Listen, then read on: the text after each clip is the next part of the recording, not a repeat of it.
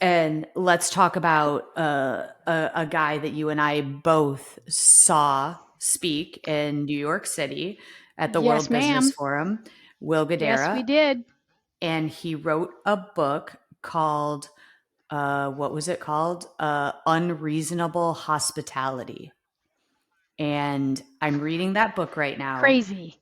and I am blown away because I thought that that guy was going to hold my interest the least at the World Business Forum because I thought, gosh, he's a restaurant owner. What does he know about leadership? And as it turns out, the man has blown my mind. And when I looked over at your notes, because that's what I did before your notebook got stolen, that's a whole other story. But your notebook got stolen. Long But story. Yes. long What did story, you see we on my notebook, Kristen? long story, you were robbed.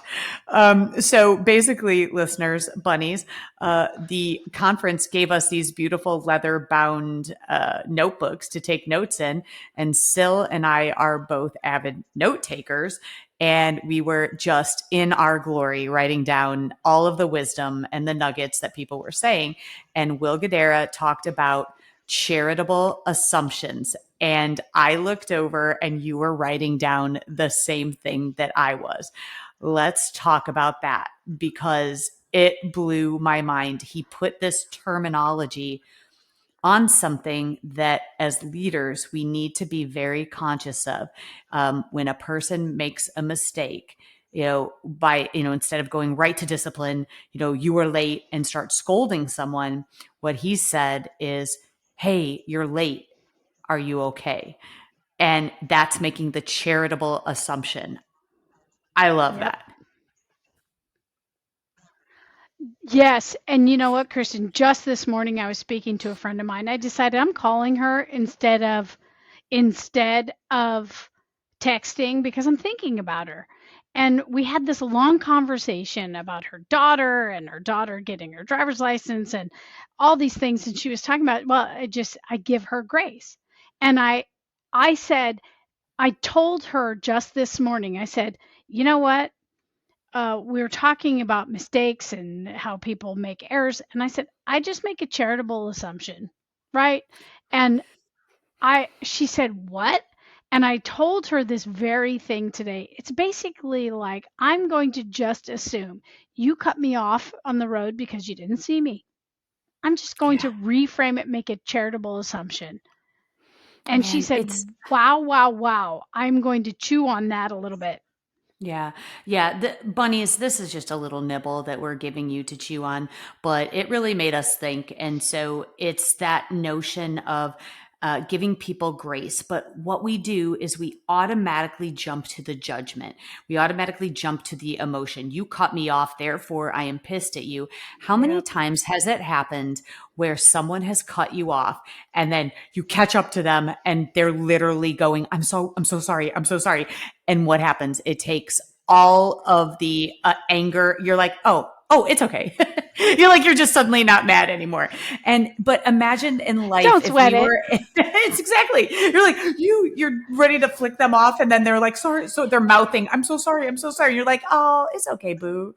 So it's this idea that we offer people grace. And when someone is being an asshole, there is something perhaps bigger there. Maybe they're just an asshole, but let's make the charitable assumption that something has gone wrong in their lives for them to, act out, insert whatever they have done to be rude or what have you, or even, where they have shown up late or said or done something. I don't know. It's a great way Right. to reframe things that happen to us in life. So I don't know. Just something worth Yeah, mentioning. no doubt. Yeah, and I'm reading this note. It says this: empathy is the ability to put ourselves in the shoes of another, to understand what someone else is experiencing and to reflect back understanding. And I've really come to learn that developing empathy is a prerequisite to compassion, and compassion, it's not a virtue. It's a commitment. And so if we really subscribe to your Will Gadara charitable assumption, the charitable, it's resonating in with me quite a bit. How might making a charitable assumption about the actions of another reframe the way we hold space with them and interact with them. Yeah, and even complete strangers, whether it be strangers or even our loved ones, is make the charitable assumption that they're going through something. And I don't know what the science is behind that. I mean, I know I am a scientist, self-proclaimed, but what an amazing thing that washes over you when you say, you know what, I'm going to offer them that grace. That's the charitable assumption. So thank you, Will, for one, me also not getting that you were going to Uh-huh. throw out a bunch of things that fill my bunny, because I made an assumption that, wow, this guy owns a restaurant. What can he teach me? Man, that's another lesson, is Boo. everyone can teach us something. So, just something to chew on, You bunnies. know, you think that Will Gadara might just come on our podcast? Do you think the person that stole my damn book, my notebook, is benefiting from the fantastic notes that I took on Will Gadara's talk? I mean, where do you think this leads us? So I want to make a charitable assumption about the person who stole your journal, but I think they're just an asshole. They stole our seats as well. Remember, our seats got stolen, and Yeah. yeah. So I think they stole your notebook, and I think they're benefiting Hmm. from it. They're probably selling it and profiting from it. So those guys are assholes, and I'm not making a charitable assumption about them. Okay, so your work in progress. It's little micro commitments. It's Thank micro you. commitments to this new heart and this new soul that you're trying to develop. I get it. So Hollow Bunny Leadership Podcast listeners, you got a little nibble today from us, and typically what you report back is that it's just not enough. I get it. It's not enough, but you get a bite, you get a nibble. Mm. Bunnies, bunnies, Bring us home, Kristen. we want to leave you wanting more. So that's exactly what we're doing. We're just leaving you wanting more. So hey, And follow the and Hollow Bunny podcast. wait. And what's so fun is Ted is nowhere.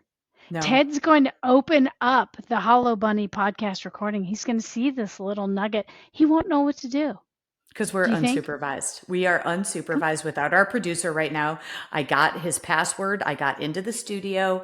I And you called have wine. Sil, and I have got wine. It's wine o'clock. And I said, I feel like talking about a little nibble here. So that's what we're doing, just Hmm. leaving you wanting more. So you like and subscribe to the Hollow Bunny podcast, and we will see you next Yes. time for a full episode. Bye.